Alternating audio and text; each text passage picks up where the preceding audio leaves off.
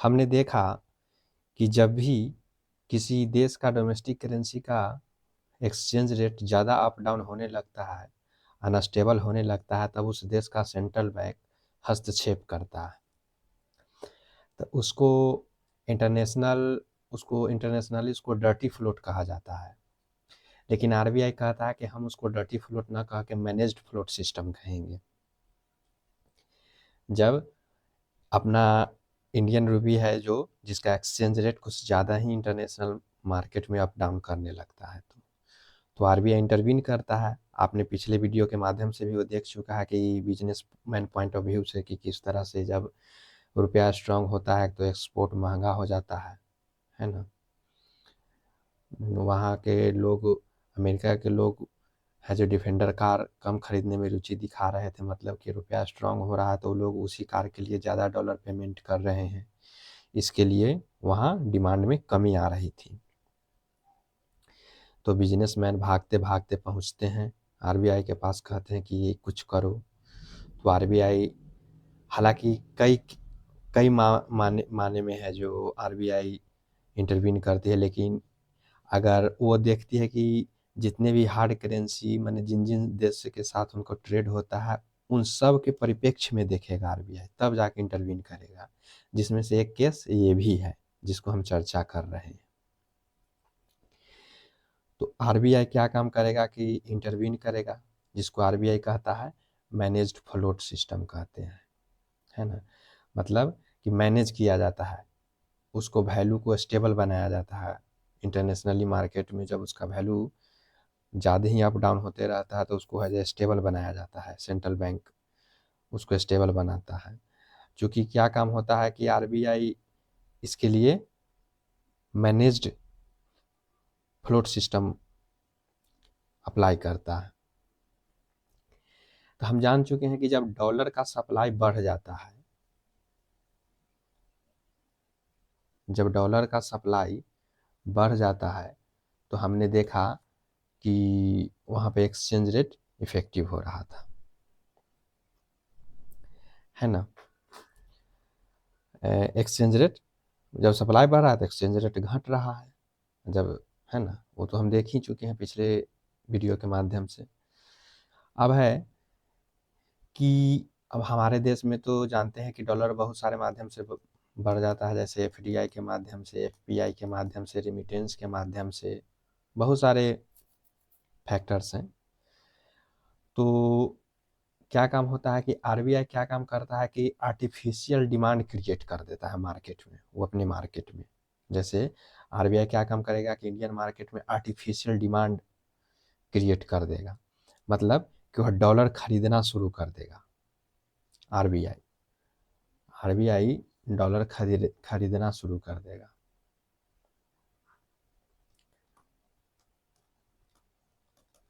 RBI क्या काम करेगा कि डॉलर को खरीदना शुरू कर देगा कमर्शियल बैंकों से। तो जब खरीदना शुरू कर देगा तो जो मार्केट का जो जितना डॉलर था, माने बैंकों के पास जितना जो डॉलर था वो सब चला जाएगा आरबीआई के पास। मतलब कि RBI demand, artificial demand create कर दिया, जिससे मार्केट में पड़े डॉलर बैंकों के पास पड़े डॉलर सारा आरबीआई के पास आ गया। इससे हो गया कि डॉलर के सप्लाई को आरबीआई ने सोख लिया, मतलब कि सप्लाई को कम कर दिया। जब सप्लाई को कम कर दिया तो क्या होगा कि जिससे डॉलर सप्लाई धीरे धीरे घटता चला जाएगा।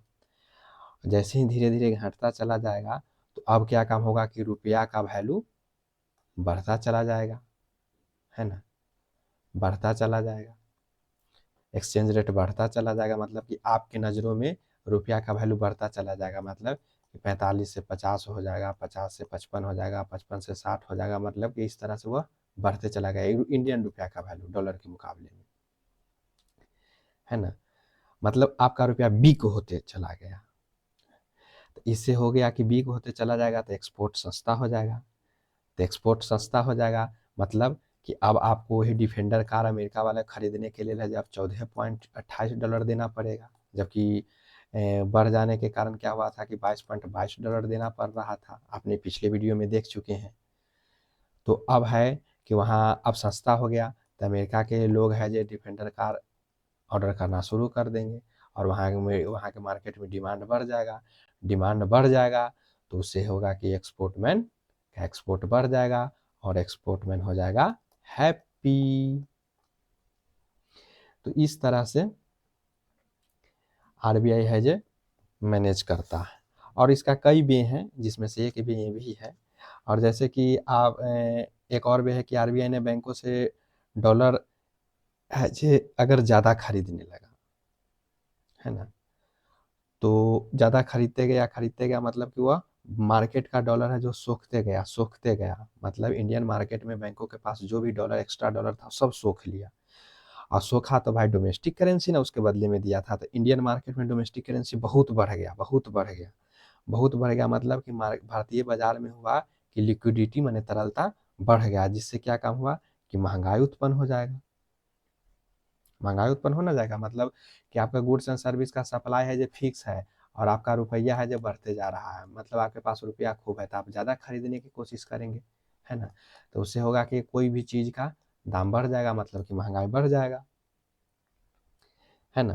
तो देख लिए तो इससे है जो इन्फ्लेशन बढ़ जाता है तो आरबीआई है जो आप पढ़ ही चुके हैं कि एसडीएफ, रिवर्स रेपो रेट, ये सब अप्लाई करके फिर आरबीआई है जो महंगाई के कंट्रोल करना शुरू कर देता है। तो this tool is called as market stabilisation scheme under liquidity adjustment facility. इस प्रकार के पूरे इकोनॉमिक सिस्टम को बैलेंस कर लेती है आरबीआई, अर्थात वह बांध लेती है ना। एक्सचेंज रेट कंट्रोल करके, इन्फ्लेशन कंट्रोल करके, मतलब कि वहाँ के जो किसी उस देश का मतलब कि भारतीय अर्थव्यवस्था को आरबीआई बांध लेती है, कंट्रोल कर लेती है। तो इसे हम लोग स्टेबलाइजेशन ऑफ इकोनॉमी कहते हैं, है ना। इस प्रक्रिया को हम लोग स्टेबलाइजेशन ऑफ इकोनॉमी कहते हैं, मतलब कि पूरे इकोनॉमिक सिस्टम को बैलेंस कर लेती है आरबीआई। ये कोई ज़रूरी नहीं है कि एक्सचेंज रेट कंट्रोल करने के लिए इन्फ्लेशन पर भी कंट्रोल हो ही जाए, ये कोई ज़रूरी नहीं है। आरबीआई प्रयास करती है, इसके लिए सोचती है ना। उसके बाद कंट्रोल करने की कोशिश करते हैं, जब वो अप्लाई करती है तो यह कोई ज़रूरी नहीं है कि इन्फ्लेशन कंट्रोल ही हो जाए और एक्सचेंज रेट भी कंट्रोल हो जाए, कोई ज़रूरी नहीं है ना। तो इसको अब आरबीआई है जो असमंजस की स्थिति में रहता है कि एक्सचेंज रेट के कंट्रोल करे कि नहीं, स्टेबलाइजेशन करे कि नहीं, इन्फ्लेशन कंट्रोल होगा कि नहीं। तो ये सब एक तरह से आरबीआई के दिमाग में असमंजस की स्थिति बनी हुई रहती है, जिसको हम लोग प्रिजनर डिलेमा के नाम से जानते हैं, उसको हम लोग प्रिजनर डिलेमा कहते हैं।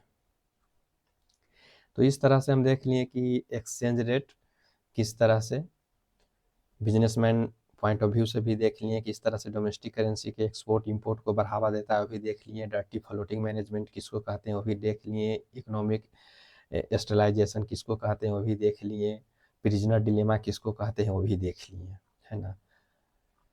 Thank you.